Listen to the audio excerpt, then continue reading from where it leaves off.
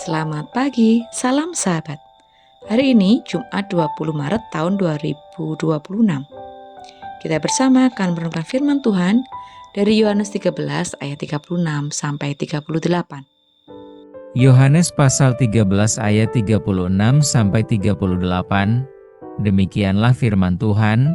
Simon Petrus berkata kepada Yesus, "Tuhan, kemanakah engkau pergi?" Jawab Yesus, "Ke tempat aku pergi, engkau tidak dapat mengikuti aku sekarang, tetapi kelak engkau akan mengikuti aku." Kata Petrus kepadanya, "Tuhan, mengapa aku tidak dapat mengikuti engkau sekarang? Aku akan memberikan nyawaku bagi Mu." Jawab Yesus, "Nyawamu akan kau berikan bagiku?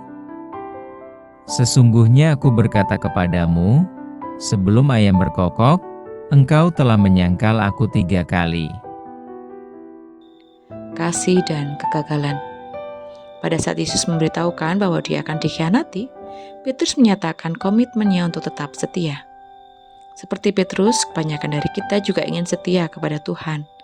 Tapi seringkali kita mendapati justru kita sendirilah yang gagal. Bagaimana sikap kita sebagai seorang murid ketika kita mendapati orang lain atau bahkan diri kita gagal sebagai murid Yesus? Petrus dengan tulus ingin mengikuti Yesus kemanapun ia pergi.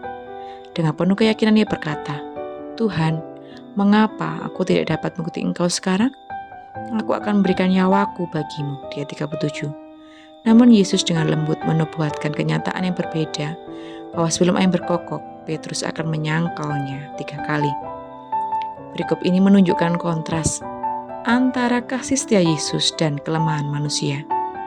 Yesus tahu bahwa Petrus akan gagal, tapi dia tetap mengasihinya. Petrus memiliki niat yang baik, tapi ia belum siap menghadapi tantangan yang sebenarnya. Ketika bahaya datang, ia justru menyangkal mengenal Yesus. Ia mengingatkan kita bahwa tekad manusiawi saja tidak cukup untuk bertahan dalam iman. Ketika kita penuh komitmen, kita perlu menyadari kekuatan siapa yang kita andalkan. Dibutuhkan kekuatan dari Tuhan agar kita tetap setia. Hari ini kita belajar bahwa kasih Yesus tidak berhenti meskipun kita gagal. Dia tidak menolak Petrus meskipun mengetahui kegagalannya. Justru setelah kebangkitannya, Yesus memulihkan Petrus dan mempercayakan tugas besar kepadanya. Hal ini mengajarkan bahwa kegagalan bukanlah akhir, tapi bisa menjadi kesempatan untuk bertumbuh dalam kasih karunia Tuhan. Sebagai pengikut Kristus, kita harus sadar bahwa kita tidak bisa mengandalkan kekuatan sendiri dalam mengikut Tuhan. Kita perlu rendah hati, mengakui keterbatasan kita, dan bersandar pada kasih setia-Nya. Apakah kita sedang gagal dalam iman atau jatuh dalam ketidaktaatan? Jangan menyerah.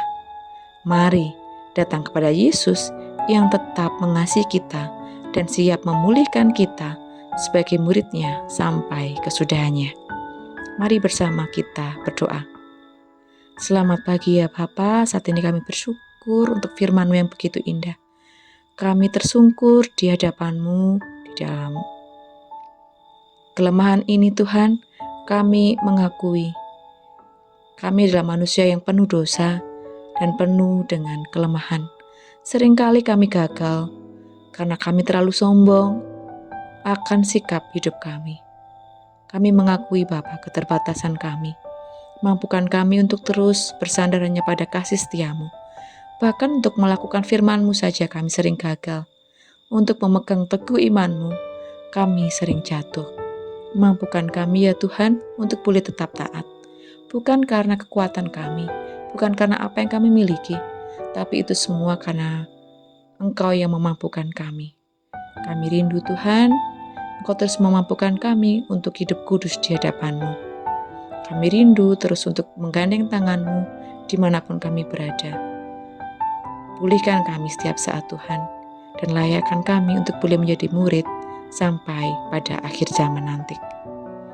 Di dalam nama Tuhan Yesus kami berdoa dan mengucap syukur.